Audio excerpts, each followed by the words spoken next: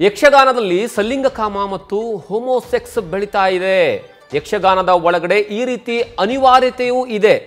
Professor Purushottam Bilimale ವಿವಾದಾತ್ಮಕವಾದಂತಹ ಹೇಳಿಕೆಯನ್ನು ನೀಡಿದ್ದಾರೆ. ಕನ್ನಡ ಅಭಿವೃದ್ಧಿ ಪ್ರಾಧಿಕಾರದ ಅಧ್ಯಕ್ಷರು ಸಹ ಆಗಿದ್ದಾರೆ ಪ್ರೊಫೆಸರ್ ಪುರುಷೋತ್ತಮ್ ಬಿಳಿಮಲೆ. ಮೈಸೂರಿನಲ್ಲಿ ನಿನ್ನೆ ಪುಸ್ತಕ ಬಿಡುಗಡೆ ಕಾರ್ಯಕ್ರಮದಲ್ಲಿ ಹೇಳಿಕೆಯನ್ನು ನೀಡಿದ್ದಾರೆ. ಇದು ಬಹಳಷ್ಟು ಈಗ ವಿವಾದಾತ್ಮಕವಾದಂತಹ ಹೇಳಿಕೆ ಆಗಿರುವಂತಹ ಕಾರಣಕ್ಕಾಗಿ ಬಹಳಷ್ಟು ವಿರೋಧಗಳು ಸಹಿತ ವ್ಯಕ್ತವಾಗ್ತಾ ಇದ್ದಾವೆ. ಪ್ರೊಫೆಸರ್ ಬಿಳಿಮಲೆ ವಿವಾದಾತ್ಮಕ ಹೇಳಿಕೆ ಕೊಟ್ಟಿರುವಂತಹ ಕಾರಣಕ್ಕಾಗಿ BY ವಿಜಯೇಂದ್ರ ಇದನ್ನ ಖಂಡನೆ ಮಾಡುವಂತಹ ಕೆಲಸವನ್ನ ಮಾಡಿದ್ದಾರೆ.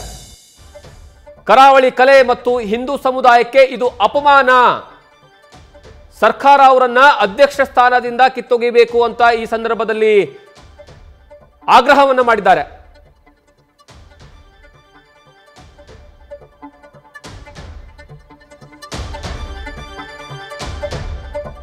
ಮೈಸೂರಿನಲ್ಲಿ ನಿನ್ನೆ ಪುಸ್ತಕ ಬಿಡುಗಡೆ ಕಾರ್ಯಕ್ರಮದಲ್ಲಿ ಪ್ರೊಫೆಸರ್ ಪುರುಷೋತ್ತಮ್ ಬಿಳಿಮಲೆ ಹೇಳಿರುವಂತಹ ಹೇಳಿಕೆ ಇದೆಯಲ್ಲ, ಬಹಳಷ್ಟು ವಿವಾದಗಳನ್ನು ಸೃಷ್ಟಿ ಮಾಡ್ತಾ ಇದೆ.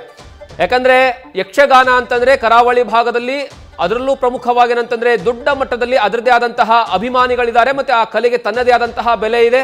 ಇಂತಹ ಒಂದು ಕಲೆ ಉಳಿಸುವಂತಹ ಕೆಲಸಕ್ಕಾಗಿ ಬಹಳಷ್ಟು ಜನ ಪಣ ತೊಟ್ಟಿರುವಂತಹ ಎಷ್ಟೋ ಉದಾಹರಣೆಗಳಿದಾವೆ.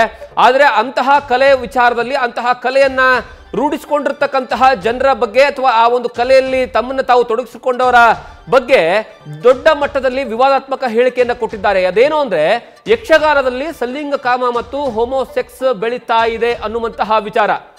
ಮತ್ತೆ ಅದರ ಜೊತೆಗೆ ಇನ್ನೊಂದು ಆಡ್ ಮಾಡ್ತಾರೆ, ಯಕ್ಷಗಾನದ ಒಳಗಡೆ ಈ ರೀತಿ ಇರೋದು ಅನಿವಾರ್ಯತೆಯೂ ಇದೆ ಅಂತ ಹೇಳ್ತಾರೆ. ಅಂದ್ರೆ ಅಲ್ಲಿ ನೇರವಾಗಿ ಯಕ್ಷಗಾನ ಕಲೆಯನ್ನ ಬೆಳೆಸ್ತಾ ಇರುವಂತವ್ರು, ಮತ್ತೆ ಅದರಲ್ಲಿ ಅಂದ್ರೆ ತಮ್ಮನ್ನ ತಾವು ತೊಡಗಿಸಿಕೊಂಡವರು ಬಹಳಷ್ಟು ವರ್ಷಗಳಿಂದ ಇಡೀ ಜೀವನವನ್ನೇ ಮುಡುಪಾಗಿಟ್ಟಿರುವಂತಹ ಅದೆಷ್ಟೋ ಕುಟುಂಬಗಳಿದಾವೆ, ಅದೆಷ್ಟೋ ಕಲಾವಿದರಿದ್ದಾರೆ, ಅದೆಷ್ಟೋ ಜೀವನಗಳು ಸಾಕ್ತಾ ಇದ್ದಾವೆ.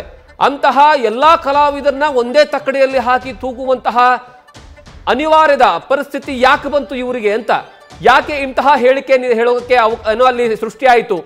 ಕರಾವಳಿಯ ಕಲೆ ಮತ್ತು ಸಂಸ್ಕೃತಿಗೆ ಇವರು ಮಾಡಿರುವಂತಹ ಅತಿ ದೊಡ್ಡ ಅಪಮಾನ ಅನ್ನುವಂತಹ ವಿಚಾರಕ್ಕೆ ಸಂಬಂಧಪಟ್ಟ ಹಾಗೆ ಈಗ ದೊಡ್ಡ ಮಟ್ಟದಲ್ಲಿ ಚರ್ಚೆ ನಡೀತಾ ಇದೆ.